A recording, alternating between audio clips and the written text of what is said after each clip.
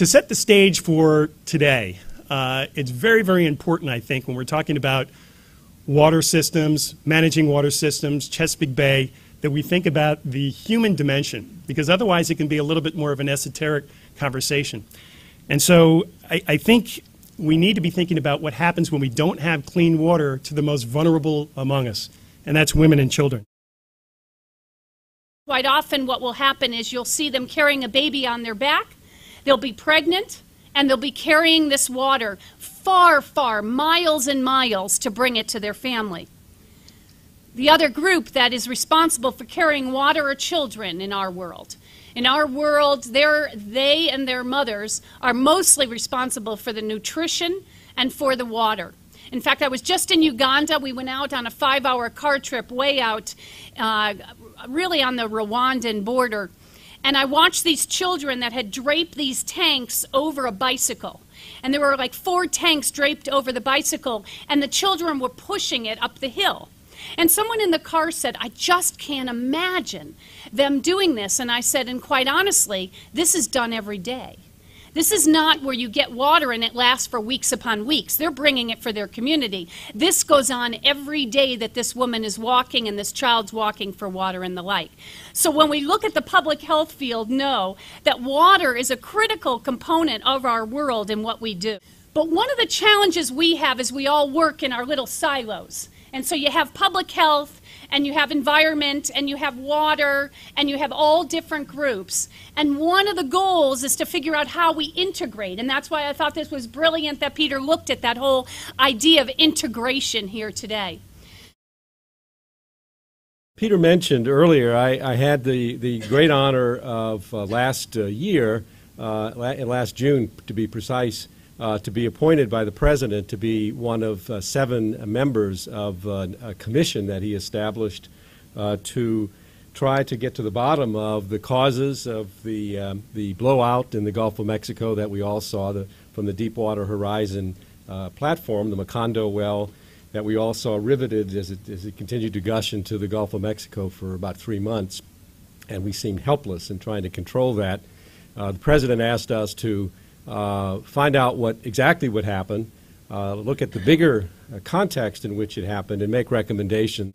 So we've already made recommendations, and actually the President, through executive order, has a task force working on this, headed by EPA Administrator Lisa Jackson, about what we can do to have a comprehensive environmental restoration program supported by fines and penalties that will ultimately have to be paid by the responsible parties, BP and the other organizations, for violations of the Clean Water Act. Now, this could be anywhere from $5 to $20 billion, potentially. So the idea is, how do we then use this as a silver lining in this disaster to deal with the longer-term problems of the area?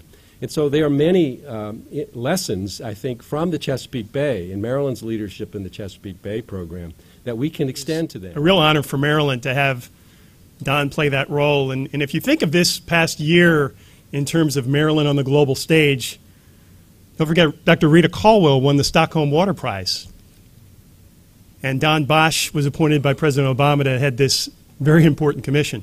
So we've got some real star power in this state. I'm the finance guy when it comes to environmental stuff, and it's particularly humbling to get up and to even think, even consider. It's an embarrassment to get up and consider talking about money after you hear what Leslie has to say about the human dimension of the problem. But unfortunately, you got to talk about money because no improvement in environmental quality is possible without it. What we came to do this morning is to take stock of what it is that we do well, to take stock of what other people do well and learn from them, and to take stock of what we do badly and try and improve. Let me begin by saying, what do we do here in Maryland in terms of finance, and do we do it right? The answer is overwhelmingly yes. The Maryland Water Quality Financing Administration, which runs a $1.2 billion program called the State Revolving Funds.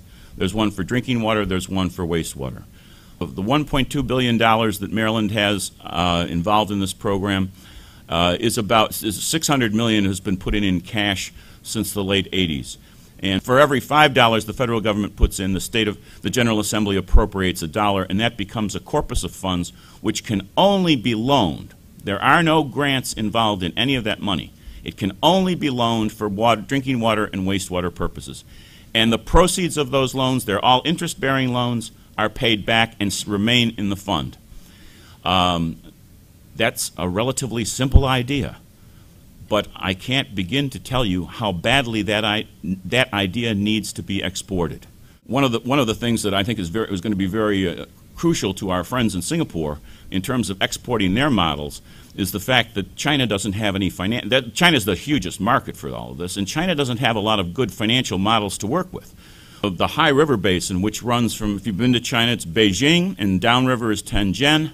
And then there are 20 wonderful things that the Chinese call middle-sized towns, which we would call major cities. They have minimum population of 1 million people. There are 20 of these things in this one river basin. Whoa.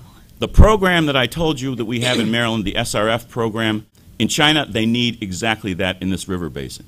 Whether it's a regional or watershed approach, whether it's a national approach, whether they break it down by Chinese provinces, they need to have the same concept in there. There need to be dedicated funds to attack the problem of the contamination, because it all shoots out into a little body of water called the Bohai Sea, which shoots out into the Yellow Sea, which keeps shooting out and contaminating further the seas of East Asia. This region, more than any other region that I know of in the entire country, has absolutely embraced advanced sewage treatment.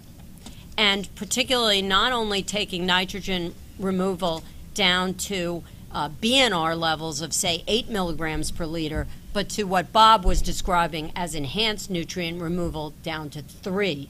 And now there are even efforts to look at algae's role then in even further treating that, so that you truly are releasing water that is outstanding water for the fish and the wildlife that we're actually trying to preserve. The big challenge now is moving into smaller and smaller areas, and anybody who followed the Maryland legislature this year probably noticed that Governor O'Malley was very supportive of legislation to try to deal with the proliferation of very small sewage treatment plants around the state called septic systems, which are going in on large lot subdivisions, contributing to the urban suburban sprawl in the state. This is an amazing time in the Chesapeake Bay story, because with the new executive order signed in May 2010, we have one of the few mandates that is quantifiable in there to deliver on the ground 100,000 wintering black ducks back to the bay. So I see water, governance, regulations, all these things factor into how we are going to deliver sustainable landscapes in the Chesapeake. And we work locally, regionally, nationally, and internationally, and I think we can share some experiences from those different scales of research that we've been doing. Early Chesapeake Bay is one of those extremely well-studied ecosystems that still has many, many challenges. And I think the reason that my research programs and many of your interactions have been sought out by different countries from around the world is the fact that we really try and support the science-based decision-making process.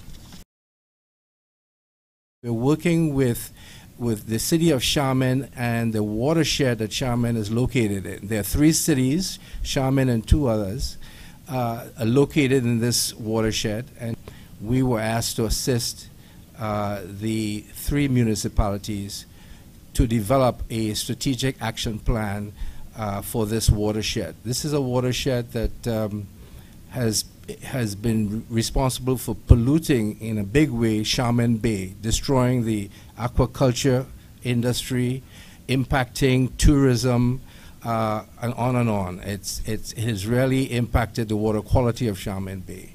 But what is very interesting, and we in terms of the capacity building process that NOAA was involved in, we use the Chesapeake Bay examples the do's and don'ts of the history of Chesapeake Bay and the programs involved. This is something that I think is exportable.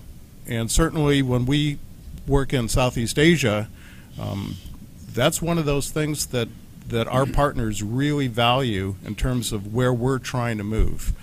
And I think the last thing I'd say on that is Leslie's fabulous keynote address mentioned the word silo, which ran a chill up and down my spine, because in the science community we use this over and over because our science is siloed into disciplines, yet the problems are macro scale. They're financial, governance, management, regulation, and we don't develop our science that way, but we really need to figure out how to reinvent it to deliver the knowledge that we produce in that format so that it's widely used and understood. What this whole summit is about is looking holistically at our water systems. And I think when we start talking about the comparative advantages we have in terms of the talent that's in this room and what you hear today, this panel in particular, we've got some very interesting disciplines